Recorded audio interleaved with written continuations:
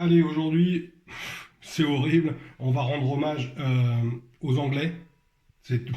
Ils ont un truc de bien, c'est le fish and chips.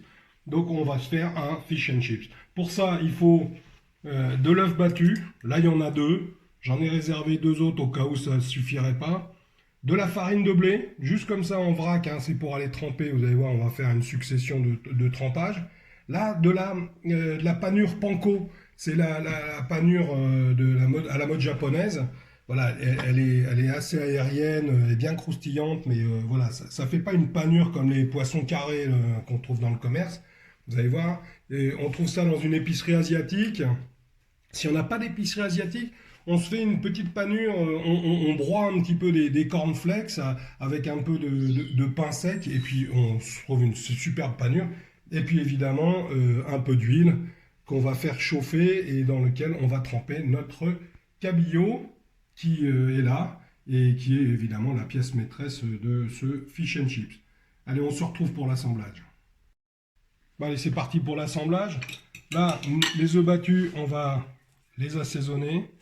Alors c'est formidable parce que on pourra assaisonner un petit peu avec ce qu'on veut si on veut utiliser de l'ail, du paprika, des choses comme ça. On peut mettre ça soit dans l'œuf ou alors dans la panure. Ça vous donne une petite, ça va vous donner un petit goût, un petit goût. Là on fait vraiment tout simple, goût simple et nature. Donc le cabillaud, c'est du dos de cabillaud bien épais, hein. Pourquoi on le trempe dans la farine? Voilà, regardez la farine. Ce qu'on va faire en fait, c'est qu'on va protéger la viande de l'huile quand on va le mettre en huile. Et donc pour le protéger, qu'est-ce qu'on fait? On le trempe d'abord dans la farine, ensuite, regardez, dans l'œuf. Alors moi je prends une pince parce que alors c'est moins pratique, mais vous allez voir, une fois si on part dans la panure, comme ça, c'est terrible. Ça. Hop, et alors là, on repart comme ça. C'est parti, mon kiki. Alors là, voilà, il va être bien protégé de l'huile bouillante. Hop, rebelote dans l'œuf, une dernière fois. Hop, voilà. Et ensuite, dans la panure panko, donc on se souvient la petite panure panko, elle est super légère, vous allez voir. C'est vraiment, c'est presque aérien. Quand on pense que c'est de la friture. Voilà, alors évidemment, les Anglais doivent pas faire ça comme ça. De toute façon, les Anglais, je vous l'ai toujours dit, enfin je l'ai toujours dit, moi, ils sont pas comme nous. On les aime, on adore les détester en fait, les Anglais. C'est nos meilleurs amis. Et voilà, et là, on laisse bien, on met bien de la panure partout. Voilà, et là, votre poisson, quand il va retrouver son bain d'huile, ça va être de la folie. Et voilà. Allez, l'huile est chaude. Quand on pose notre petit truc comme ça, vous voyez, il y a plein de petites bulles qui se forment autour. Ça veut dire que c'est prêt. L'huile est chaude.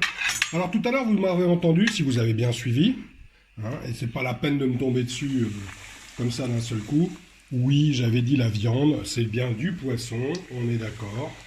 Et je me suis trompé, c'est ce qui s'appelle un lapsus. Donc c'est pas la peine de me tomber dessus dans les commentaires. Sauf pour me dire, t'es vraiment un coquin. Allez, on se retrouve dans 2-3 minutes, dès que c'est bien doré. Bon, voilà, vous voyez, ça, c'est de la fristouille de chez Fristouille. Hein. Alors, c'est pas doré, ça. Hein. C'est joli. Ça va croustiller. Le poisson va être juste tout nacré à l'intérieur. Ça va être un gros bonheur.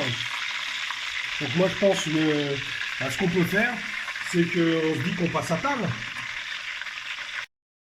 Bon, ça va croustiller les amis. Le fish and chips, hein, un filet de citron. La petite mayo, vous retrouverez la vidéo en lien à la fin de cette recette. On passe à table et surtout on se régale. Et on n'oublie pas, on mange ça avec des frites. Et pareil, sur la chaîne, vous avez la recette des meilleures frites du monde. Donc on y va.